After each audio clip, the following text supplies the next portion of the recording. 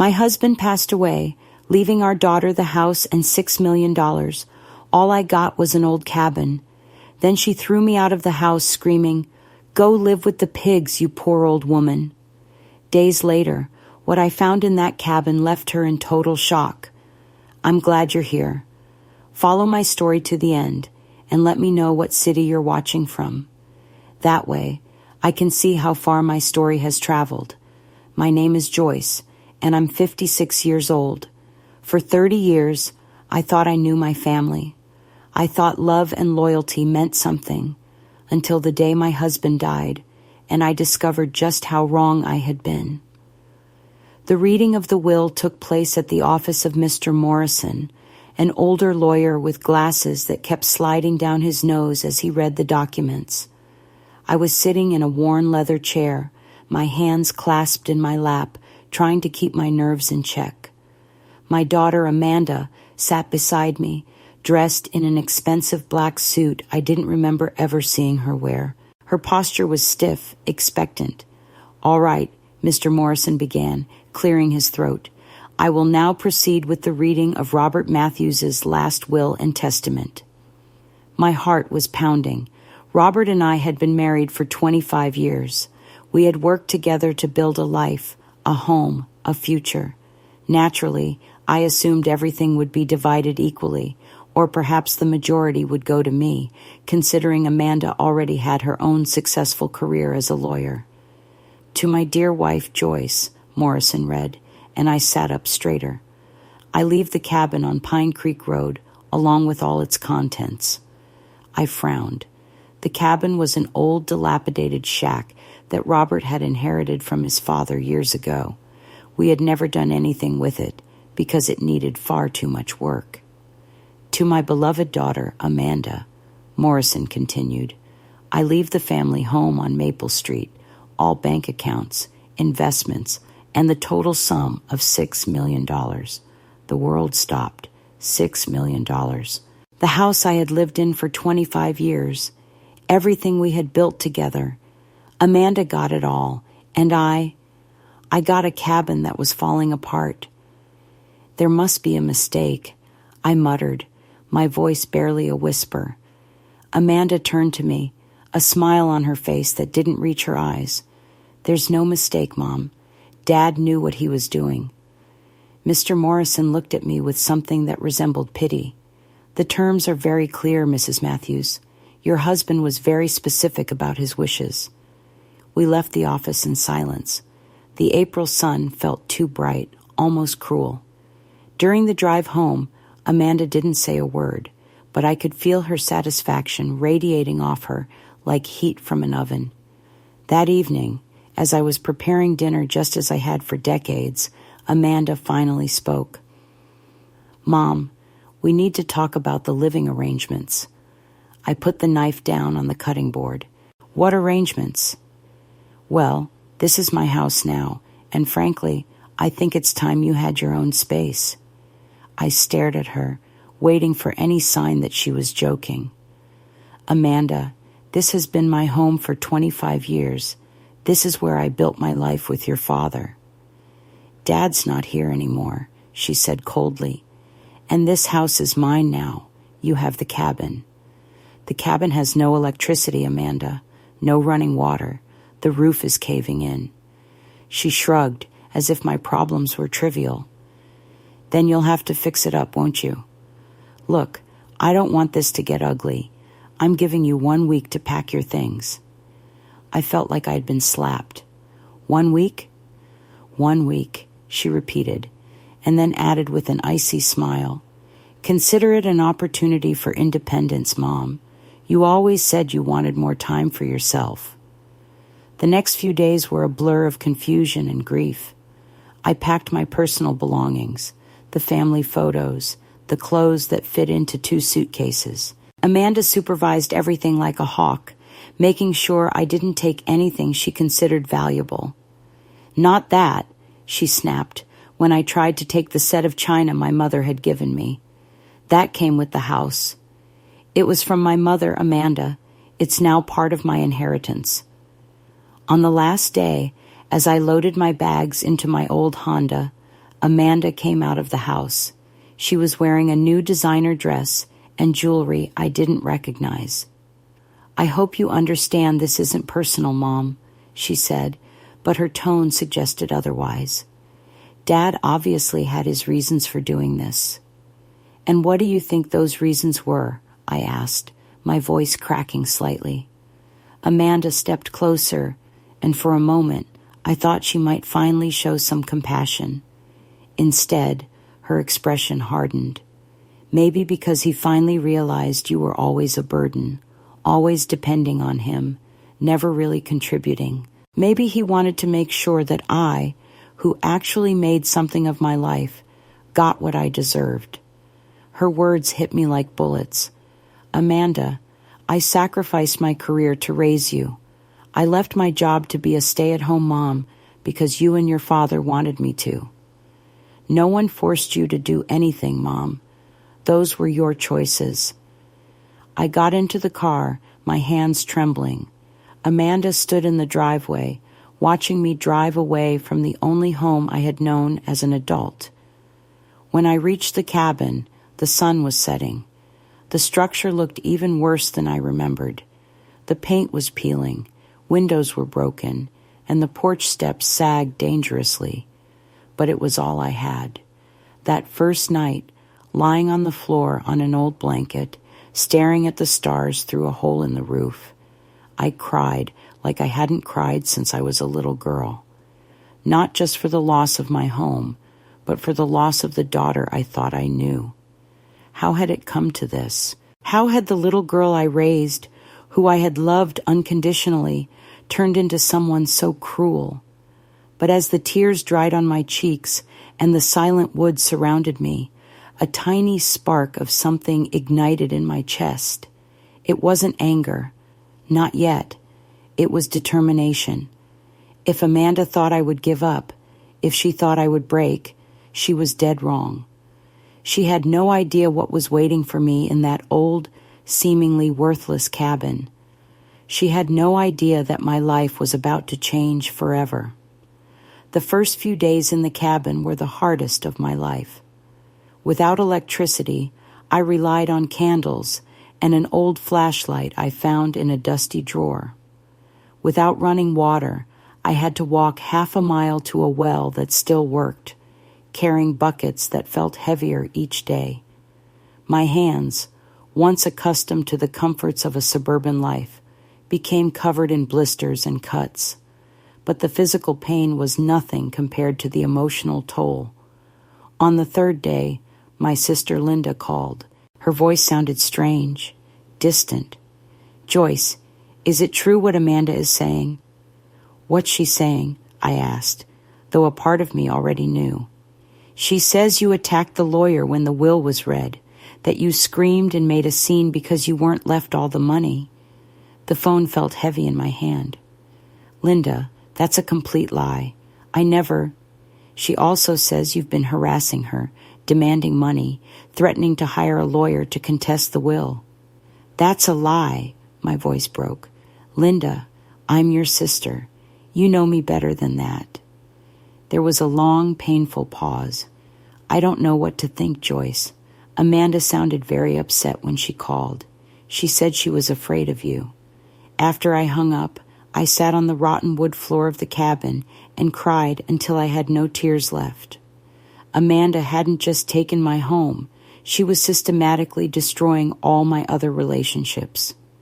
The next day, my sister-in-law Margaret canceled our standing Friday lunch. "I think it's best if you take some time for yourself, Joyce, to reflect on things."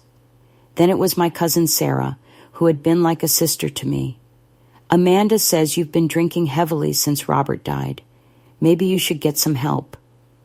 Every phone call was a stab in the back.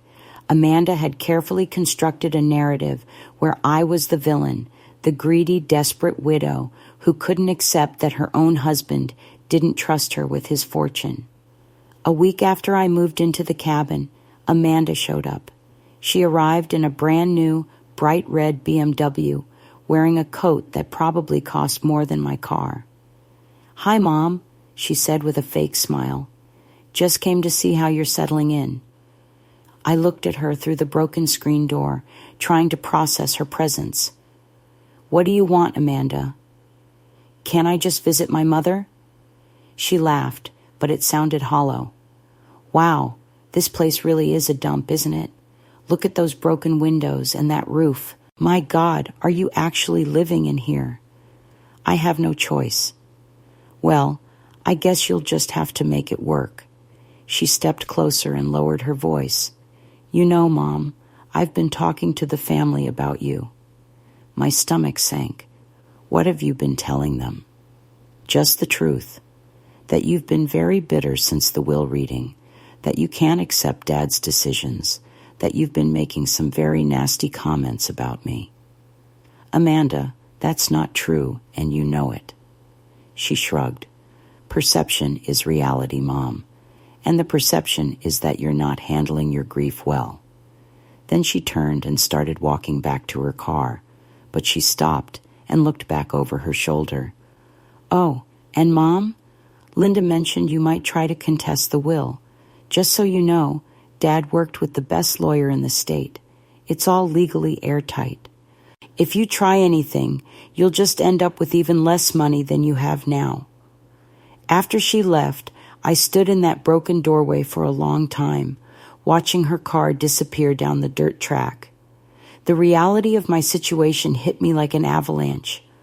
Not only had I lost my home and my family, but Amanda had systematically destroyed my reputation. That night, as I tried to patch one of the broken windows with duct tape and cardboard, I thought back over the last 25 years. Had I really been such a bad mother, such a bad wife? I remembered when Amanda was 8 and got sick with pneumonia.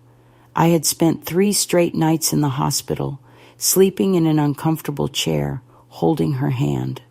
I remembered all the school plays I attended, all the science projects I helped with, all the nights I stayed up waiting for her to come home as a teenager. I remembered when Robert lost his job in 1998, and I went back to work as a secretary to keep the family afloat. I remembered how I left that job when he found a better one, because he said it was important to have someone at home for Amanda. Had those things meant nothing to him? Had they meant nothing to Amanda? Apparently not. 2 weeks after I moved in, my nearest neighbor, Mr. Henderson, came by. He was an elderly man who had known Robert for years. "Joyce," he said, taking off his cap, "I'm real sorry about Robert, and I'm even sorrier about what's happening to you." "Thank you, Mr. Henderson." "I've lived here for 40 years, he continued, "and I know the value of this land. Your husband was a smart man, a very smart man." I didn't understand what he meant at the time, but his words stuck with me. By the end of my 2nd month in the cabin, I had lost 15 pounds. My hands were calloused and rough. My hair had lost its shine, and new lines had appeared around my eyes. But there was something else. There was a hardness in my gaze that hadn't been there before. One morning, while sweeping debris off the porch, I found a strange key partially buried under a loose floorboard. It was unlike any key I had seen before, heavy, with an intricate design. I held it up in the sunlight, turning it over in my fingers. What door did this key open? In a cabin where I thought I knew every corner, I had found something entirely new. That night, as the candles flickered around me and the woods creaked outside, I examined the key more closely. It had tiny symbols etched into it that I couldn't decipher, and something told me this was no ordinary key. For the first time in months, I felt something other than despair or sadness. It was curiosity, and beneath that curiosity, there was something more dangerous, hope. I didn't know then that this small brass key was going to change everything. I didn't know that my life of exile was about to transform into something else entirely, something that would give Amanda a surprise she never saw coming. The obsession with the key consumed me for days. I carried it in my pocket as I went about the daily chores of survival, gathering firewood, fetching water, trying to patch the leaky roof. Every night by candlelight, I would examine it, trying to decipher its purpose. The etched symbols seemed familiar, but I couldn't place where I'd seen them before. They were tiny, delicate, as if made by a master craftsman. The key itself was heavy, made of a metal that didn't feel like ordinary brass. On the fourth day after finding it, I decided to inspect the cabin more systematically. In the months I had been living there, I had been too busy just trying to survive to truly explore. Now, with the key as my motivation, I began to search for any lock, compartment, or hiding place it might fit. I started in the cellar, a damp, spider-web-filled space I had avoided until now. Armed with my flashlight and a renewed sense of purpose, I descended the wooden steps, which creaked ominously under my weight. The cellar was larger than I expected, extending under the entire cabin. The walls were rough-hewn stone, and the floor was packed earth. In one corner sat a pile of old, dust-covered boxes. In another, rusty tools hung from hooks on the wall. That's when I saw it, a small metal door set into the far wall, almost hidden behind an old shelving unit. My heart started to beat faster as I approached. The door had a small, ornate lock with the same etched symbols I'd seen on the key. With trembling hands, I took the key from my pocket and inserted it into the lock. It fit perfectly. The mechanism turned with a soft click, despite the years it had likely been shut. The door swung open to reveal a small space, like a safe embedded in the wall. Inside were a thick manila envelope and a smaller metal box. I carefully took both items and went back upstairs, my heart pounding with a mix of excitement and fear. Once upstairs, in the best light I could find, I opened the envelope first. It contained legal documents that I didn't understand at first, property deeds, topographical maps, and papers with official state seals. But as I read more carefully, using a magnifying glass I found in one of the drawers, I began to understand what I was holding.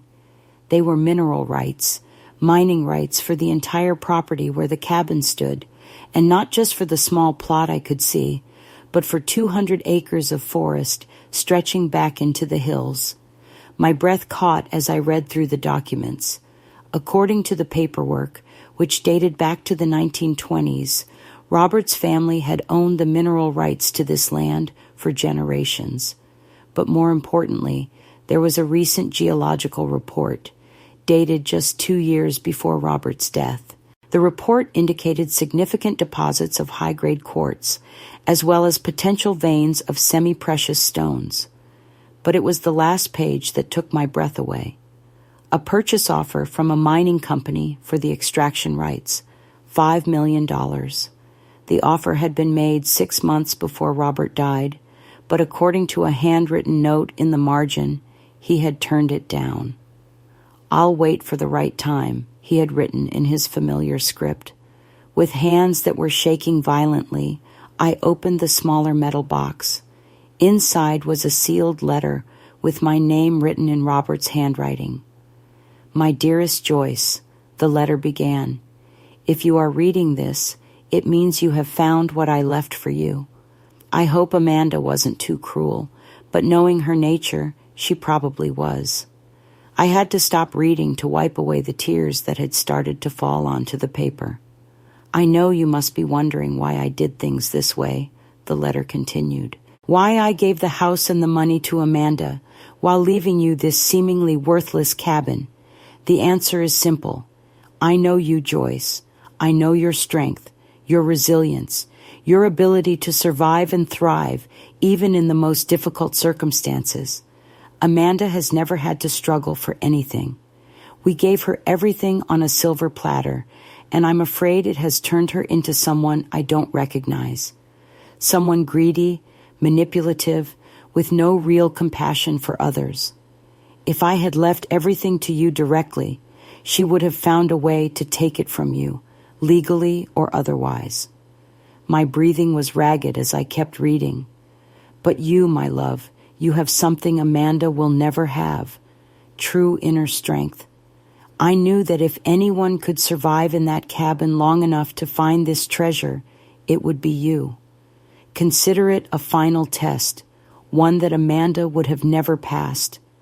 The mineral rights to this property are worth far more than the house and the money I left Amanda. But more than that, they are your freedom, your independence, your chance to live the rest of your life on your own terms without depending on anyone. There are more documents in the bank safe, in a safety deposit box registered under your name. The box number is on the back of this letter. Use it wisely. I loved you through all our years together, Joyce. I am sorry I had to put you through this test, but I knew you were strong enough to pass it. Now live. Live for both of us. At the bottom of the letter was a number, 247. I sat on the cabin floor for a long time, reading and rereading the letter. Robert had orchestrated this entire thing. The will that seemed so cruel, so unfair, had actually been his way of protecting me from Amanda, while giving me something she could never touch. But there was something else in his words that made me feel a mix of love and pain. He had known me well enough to know I would survive this test, but he had also known Amanda well enough to know she would betray me. How long had he known our daughter was capable of such cruelty? When had he seen the person she had become? That night, for the first time in months, I didn't feel desperate. I didn't feel abandoned or betrayed. I felt something I had forgotten how to feel. Powerful. Amanda thought she had destroyed me. She thought she had won, that she had finally gotten rid of the mother she considered a burden. But she had no idea what I had really inherited. She had no idea that her cruelty had been the exact test Robert expected her to fail. The next day, I drove to the bank in town. Safety deposit box 247 contained even more documents, including updated geological reports and correspondence with 3 different mining companies, all interested in the extraction rights. The most recent offer, dated 1 week before Robert's death, was for $7 million. As I drove back to the cabin, I couldn't stop thinking about Amanda, likely in the house that used to be mine, spending the money she thought was her great victory. She didn't know that her mother, the woman she had treated like trash, had just become a millionaire. But it wasn't time for the reveal yet. First, I had to decide exactly how I wanted to use this newfound power. One thing was certain. Amanda had seriously underestimated the woman who raised her. The next few days were a whirlwind of quiet research. I had decided not to do anything rash. Robert had been meticulous in his planning, and I would be just as careful in my execution. First, I contacted a different lawyer, one in the next town over, who didn't know Amanda. Mr. Peterson was an older man who specialized in mineral rights and land deals. When I showed him the documents, his eyes lit up with professional interest. "Mrs. Matthews," he said, adjusting his glasses to get a better look at the papers, "this is extraordinary. Your husband had impeccable documentation here.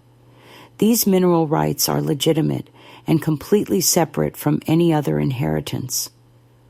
"What does that mean exactly?" "It means that while your daughter inherited the house and the money, these mineral rights are completely independent. They are specifically in your name and cannot be contested or claimed by anyone else." A wave of relief washed over me. "And the offers from the mining companies?" Peterson smiled. "Very legitimate. In fact, I'm familiar with 2 of these companies. They have excellent reputations. But, Mrs. Matthews, before you make any decisions, I recommend you get an independent geological survey. The prices for semi-precious stones have risen significantly in recent years." Following his advice, I hired an independent geologist to do his own assessment of the property. "Doctor, Martin Reeves was a man in his 50s with a gray beard and eyes that twinkled with excitement when he talked about rocks and minerals. For 3 days, I watched him walk my property with strange equipment, taking samples, making measurements. I continued my daily routine, maintaining the facade of the abandoned woman struggling to survive in a ruined cabin. Meanwhile, I started to watch Amanda's behavior more closely. It wasn't hard to get information about her in a small town. People talked, especially at the post office and the grocery store. What I heard surprised me, though perhaps it shouldn't have. That Amanda Matthews is spending money like it's going out of style, murmured Mrs. Davis in the checkout line. Bought 3 new cars in the last month. 3, and that trip to Europe she's planning, her friend added. 2 months in the best hotels must be costing a fortune. My niece works at the jewelry store downtown, Mrs. Davis continued. Says Amanda's been in there 4 times, buying necklaces and bracelets that cost more than my annual salary. I listened to these conversations with a growing fascination. Amanda was doing exactly what Robert had predicted, squandering the money without any thought for the future. A week later, Dr. Reeves gave me his report. His smile was even wider than before. Mrs. Matthews, your property is a literal treasure trove. The quartz deposits are extensive and high grade, but that's not the most exciting part. What else did you find? Amethyst, a lot of gem-quality amethyst, and something even better, green tourmaline. The specimens I found suggest significant deposits. I didn't know much about gemstones, but Dr. Reeves's expression told me this was good. Very good. What kind of value are we talking about? I asked. Conservatively, I'd say the extraction rights could be worth between $10 and $15 million, possibly more if the tourmaline deposits are as extensive as I suspect. $15 million, nearly 3 times what Amanda had inherited, and that was a conservative estimate. That night, as I ate my simple dinner by candlelight, I couldn't help but smile. Robert had known exactly what he was doing. He had turned my apparent humiliation into the greatest victory of my life. But my investigation didn't stop there. I began to pay closer attention to Amanda's activities, not out of spite, but out of strategic curiosity. One afternoon, while I was at the bank making some minor transactions, I overheard a very interesting conversation. Amanda was at the teller window next to mine, and her voice was loud enough that it was impossible not to hear.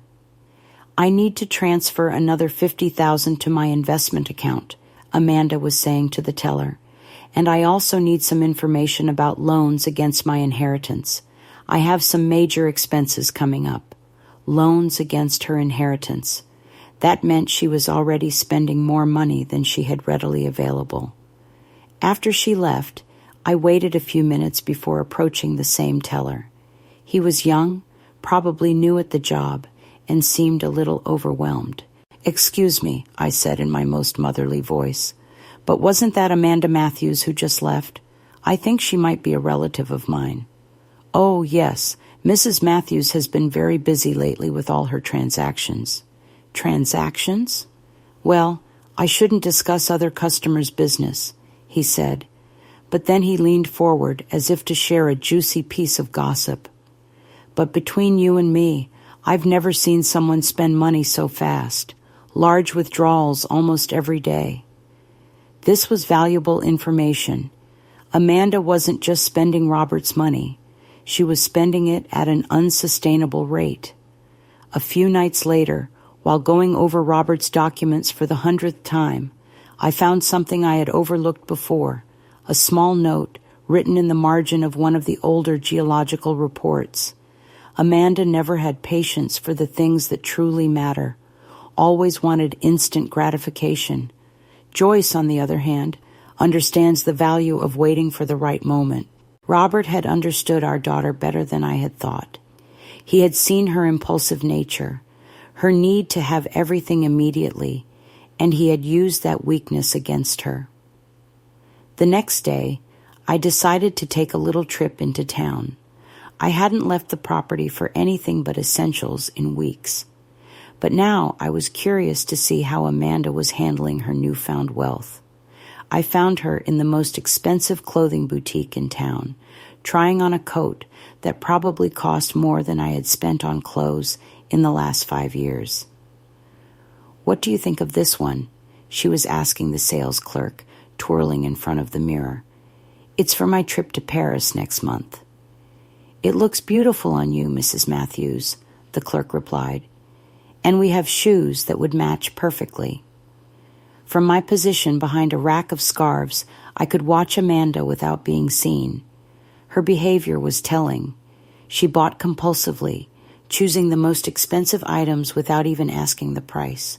It was as if she were trying to compensate for something, as if the money could fill a void she didn't even know she had. When she left the store with 3 large bags, I followed at a discreet distance. Her next stop was the travel agency, where she spent over an hour planning what looked to be a very extravagant vacation. After that, she went to a real estate broker's office.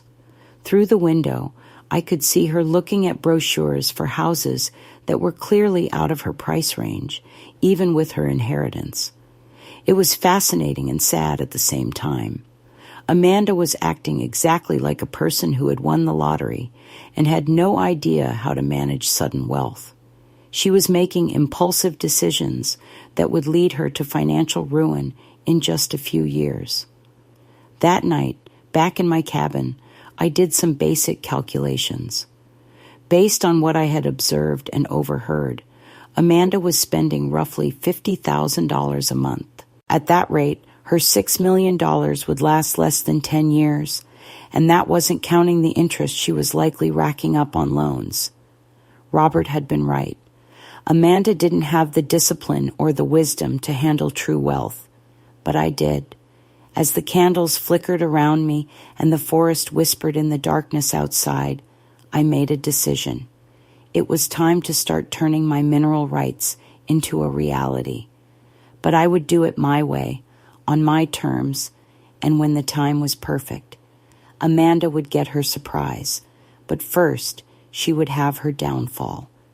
6 months after moving into the cabin, my life had changed in ways I could never have imagined. I had sold the mineral rights to the most reputable mining company for $12 million after careful negotiation that also secured me future royalties. But I kept my life simple, at least on the surface. I was still living in the cabin, though it now had electricity and running water discreetly installed. From the outside, the place still looked run down, exactly as Amanda expected it to be. But inside, I had made subtle but significant improvements for my comfort. My lawyer, Mr. Peterson, had structured everything so that the money was completely protected and diversified. I had enough money to live comfortably for the rest of my life, and then some. But more important than the money was the sense of control I had regained over my own existence. Meanwhile, I had been watching the predictable progression of Amanda's life. My sources of information in town had become more reliable as people started to view me with sympathy. The poor, elderly woman abandoned by her cruel daughter. What I heard was exactly what I had expected, but the speed of Amanda's fall still surprised me. She sold 2 of the 3 cars she bought, Mrs. Davis informed me during one of our casual encounters at the grocery store, and she canceled that big trip to Europe she had planned. "Really?" I asked, feigning surprise. "My sister-in-law works at the bank. Says Amanda has been in there almost every day trying to get more loans. Apparently, she's already over $200,000 in debt. $200,000 in debt in just 6 months. Amanda's pace of self-destruction was even faster than I had calculated. But what truly confirmed that her world was unraveling was when I saw her at the pharmacy one Tuesday afternoon. She looked different. Her hair, which she always kept perfectly styled, was unkempt. Her clothes, though still expensive, looked wrinkled. But the most telling thing was her eyes. They had the desperate look of someone who was finally realizing the consequences of her actions. She was buying anxiety medication and sleeping pills, talking in a low, urgent voice to the pharmacist about whether her insurance would cover the cost. That evening, as I ate dinner in my now comfortable cabin, I received the call I had been waiting for. "Mom?" Amanda's voice was small, vulnerable in a way I hadn't heard since she was a child. "Hello, Amanda." "Mom, I need to talk to you. Can I come over?" I looked out the window into the dark woods, feeling a strange calm. "Of course." "When?" "Now. It's urgent." "All right. You know where to find me." An hour later, I heard the familiar sound of her car coming up the dirt track. But as I stepped out onto the porch, I saw it was no longer the bright red BMW. It was a used sedan, probably 10 years old. Amanda got out of the car slowly, as if every movement was an effort. As she stepped into the porch light, I could see she had been crying. "Mom," she began, her voice breaking, "I've made some terrible mistakes." I didn't answer immediately. I just stood there watching her, remembering all the times she had come to me with problems when she was younger, and how those visits had stopped completely when she decided she no longer needed me. "Do you want to come inside?" I finally asked. She nodded, and I led her into the cabin. I had made tea, as if I had known this conversation was coming. Amanda sat in the chair I'd set out for visitors, looking around with eyes that seemed to be truly seeing the place for the first time. "It's not as bad as I thought," she murmured. "You've made improvements. I've done what I can." She was silent for a long moment, twisting her hands in her lap. Finally, she looked up at me. "Mom, I'm in trouble, serious trouble." "What kind of trouble?" "Money. I owe a lot of money, more than I can pay back." "How much?" $400,000. Her voice was barely a whisper. I thought I had more time. I thought Dad's money would last forever. But I made stupid investments. I bought things I didn't need. I just spent without thinking. I looked at her. This woman who had been my baby, my little girl, and who had become someone I barely recognized. But now, sitting in my humble cabin, stripped of all her previous arrogance, I could see a flicker of the child she used to be. "And what do you want me to do?" I asked softly. "I need your help, Mom. I know I don't deserve it. I know I was horrible to you, but you're the only family I have left." Tears started streaming down her cheeks, and for a moment, my heart softened. This was my daughter, after all, the child I had raised, who I had loved unconditionally, no matter how much pain she had caused me. "Amanda," I said calmly, 6 months ago, you told me to go live with the pigs. You called me a poor old woman. You humiliated me, and you threw me out of the only home I had ever known. I know, Mom, and I'm so sorry. You took my family photos, my clothes, even my mother's china set. You said that I had never contributed anything, that I had always been a burden." Every word I said was like a physical blow to her. I could see it in her face, the way she flinched with each reminder of her cruelty. "And now," I continued, "you come here, to this cabin you considered beneath you, asking me for help. Tell me, Amanda, what's changed? Am I suddenly a good mother because you need money?" "No, Mom, it's not that. I realize what I did. I've had time to think, to see how I treated the only person who ever truly loved me." Her words sounded sincere, and a part of me wanted to believe them. But another part, the part that had suffered in silence for months, that had been humiliated and abandoned, remembered the pain all too well. "Do you know what I've learned living here, Amanda?" I asked her. "I've learned that I can survive without you. I've learned that I don't need anyone's approval to have worth. I've learned that sometimes the people who hurt us the most are the ones we deserved it from the least. Mom, please, I'll pay you back. When I get my finances sorted out, I will pay back every penny you lend me, with interest. With what money will you pay me back, Amanda? From what I hear, you've spent almost your entire inheritance. What makes you think you can pay back a $400,000 debt? She fell silent because we both knew she had no answer. I got up and walked to the window, looking out into the darkness. For months, I had imagined this moment. I had fantasized about the day Amanda would come crawling back, begging for my help. In my fantasies, I had been harsh, unforgiving, giving her a taste of her own medicine. But now that she was here, seeing her truly broken and desperate, my feelings were more complicated than I had expected. Mom, her voice was pleading now. I know I have no right to ask you for anything, but if I don't get this money, I'm going to lose everything. The house, my law practice, everything. I turned to face her. And why should I care about that, Amanda? When you had everything and I had nothing, did you care about my well-being? No, she whispered, and I hate myself for it.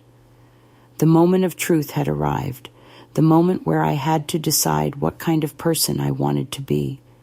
I could be like Amanda had been to me, cruel, unforgiving, without compassion, or I could be the person Robert had seen in me, strong, but also capable of mercy when it was earned. Amanda, I said finally, I'm going to make you an offer, a single offer. Her eyes lit up with desperate hope. I will help you with your debts, but not as a gift, as a loan, with very specific terms. Anything, Mom. I'll agree to any terms. I smiled, but it wasn't a warm smile. You haven't heard the terms yet. I sat across from Amanda, watching as she awaited my terms with a mix of hope and terror in her eyes. I had imagined this moment for months, and now that it was here, I felt a deep calm I hadn't experienced in years. These are my terms, I began, my voice firm and clear. I will lend you $500,000. It will cover your debts and give you a small cushion to start over. Mom, that's more than I hoped for. I held up a hand to silence her. I'm not finished. The loan will be at 5% annual interest to be paid back over 10 years. That's more generous than any bank. She nodded eagerly. I accept. Of course I accept. But there are more conditions. For the next 5 years, you will work for me. You will come here every Saturday and help me with whatever needs doing on this property. Maintenance, cleaning, whatever I need. No complaints, no excuses. I saw her face flicker slightly, but she nodded. Okay. And every time you come, you will speak to me with respect. None of the condescending, dismissive remarks I became accustomed to. You will treat me like the mother I always was, not the burden you decided I was. Yes, Mom. Finally, I said, getting up and walking to my small desk. I want you to write a letter, a full apology for everything you did to me, not for my sake, but for your own. And I want you to read it aloud to the entire family at the next Christmas gathering. Amanda went pale. Mom, that's humiliating. Humiliating? I looked her straight in the eye. You think it's humiliating to have to apologize for humiliating your own mother? For throwing me out of my home and spreading lies about me to our entire family? She dropped her gaze, ashamed. No, you're right. I'll do it. Good. Then we have a deal. The next day, I had the money transferred to her account. Watching her relief as she paid off her debts gave me a strange satisfaction, not because I enjoyed helping her, but because I had taken complete control of the situation. The first Saturday she came to work, she arrived dressed in jeans and an old t-shirt, something I hadn't seen her wear in years. Without her expensive clothes and arrogant attitude, She looked more like the daughter I remembered from decades ago. "What do you need me to do?" she asked, her tone respectful for the first time in ages. "I need you to help me clean out the back shed. I'm reorganizing some things." We worked in silence for the first hour. I could see she was struggling with the manual labor, her soft hands unaccustomed to physical work, but she didn't complain. "Mom," she said finally, as we were moving some old boxes, "can I ask you something?" "Of course." How did you get the money to lend me? I don't understand how you could have saved so much, being poor?" I finished for her. She blushed. "I didn't mean it like that." I smiled, but it wasn't a cruel smile this time. "Amanda, there are a lot of things about me you never knew, a lot of things you never bothered to ask." That afternoon, after she left, I sat on my refurbished porch, drinking tea and looking out at the forest I now knew held my fortune. The trees whispered in the late breeze, and for the first time in a very long time, I felt completely at peace. The following months settled into a routine. Amanda came every Saturday, worked without complaint, and gradually we began to have real conversations, not the superficial interactions of years past, but honest talks about life, about mistakes, about what really mattered. One autumn Saturday, as we were raking leaves, she surprised me with a direct question. "Will you ever really forgive me, Mom?" I stopped, leaning on my rake. "Amanda, forgiveness isn't something I grant or withhold like a prize. It's something that happens naturally when I see real change." "And have you seen it? Real change?" I looked at her, this 40-year-old woman who had rediscovered humility the hard way.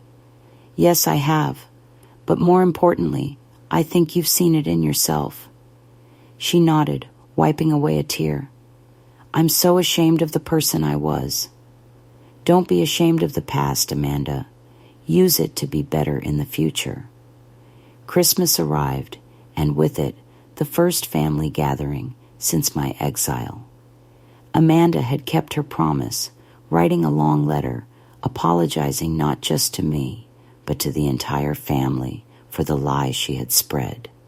When she read it in my sister Linda's living room, with everyone present, the room was completely silent. I could see tears in the eyes of several relatives who had believed her stories and turned their backs on me. "Mom," Amanda finished, looking directly at me, "I don't deserve your forgiveness, but I hope one day I can earn it." After dinner, Linda came over to me, her eyes full of regret. "Joyce, I can't believe we were so gullible. We should have known better." "People believe what they want to believe," I answered simply. "But the important thing is that now they know the truth." That spring, exactly 1 year after I found the key in the cabin, I made a major decision. It was time to reveal my true situation, but I was going to do it my way. I bought a beautiful house up in the hills, overlooking the valley where I had grown up. It wasn't ostentatious, but it was elegant, comfortable, and completely mine. When Amanda arrived for her usual Saturday of work and found the cabin empty with a note directing her to my new address, her shock was absolute. "Mom," she said when she arrived at my new house, "what is all this?" "It's my home," I replied simply, "my real home." "But how?" "The money you lent me, your financial situation." I smiled, inviting her into the spacious kitchen where I had made tea. "Amanda, do you remember that cabin you thought was worthless?" "Yes." "It turns out your father knew something neither of us did at first. That land held very valuable mineral rights. Very valuable." I watched her process this information, her expression shifting from confusion to understanding, and then to something I can only describe as awe, mixed with respect. "You mean, Dad knew?" Your father knew exactly what he was doing. He knew you would squander liquid cash, but that I would have the patience and wisdom to uncover the real treasure he left for me." Amanda was silent for a long time. Finally, she looked up at me. "So, you never needed my money back. You could have just let me suffer the consequences of my actions." "Yes, I could have." "Why didn't you?" I walked over to her and placed my hand on hers. "Because despite everything that happened, you are still my daughter. And because I believed the person you used to be was still in there somewhere." Tears began to fall down her cheeks. "I don't deserve it." "Perhaps not," I said softly. "But a mother's love isn't always based on what's deserved." That summer, Amanda finished paying off her loan 3 years ahead of schedule. She had rebuilt her law practice with an entirely new focus, specializing in helping families in financial crisis. It was her way of giving back, she said. "Mom," she said one Saturday as we worked together in my new garden, "do you ever wonder what would have happened if Dad had just split everything equally from the start?" I thought about her question as I planted roses along the front path. "I think your father knew us better than we knew ourselves," I answered finally. "He knew I needed to learn that I could survive on my own, and he knew you needed to learn that money without wisdom is worthless." "And do you think we learned?" I looked at my daughter, no longer the arrogant, cruel woman she had been, but someone who had found humility and gratitude the hard way.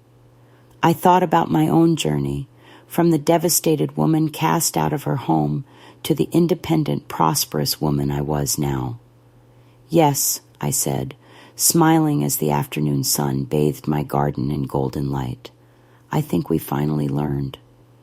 That night, as I sat on my terrace watching the lights of the valley below, I reflected on the extraordinary year that had passed. I had lost a family that took me for granted and gained the respect of a daughter who had learned to value me. My phone rang, interrupting my thoughts. It was Amanda. "Mom, I just wanted to say goodnight and thank you." "For what?" "For not giving up on me, for seeing something in me that I couldn't see in myself." After I hung up, I sat in the quiet of the evening, feeling more whole than I had in years. Robert had been right. I was stronger than anyone had ever thought, including myself. And sometimes the greatest victory isn't getting what you want, but discovering you already had everything you needed to be happy all along.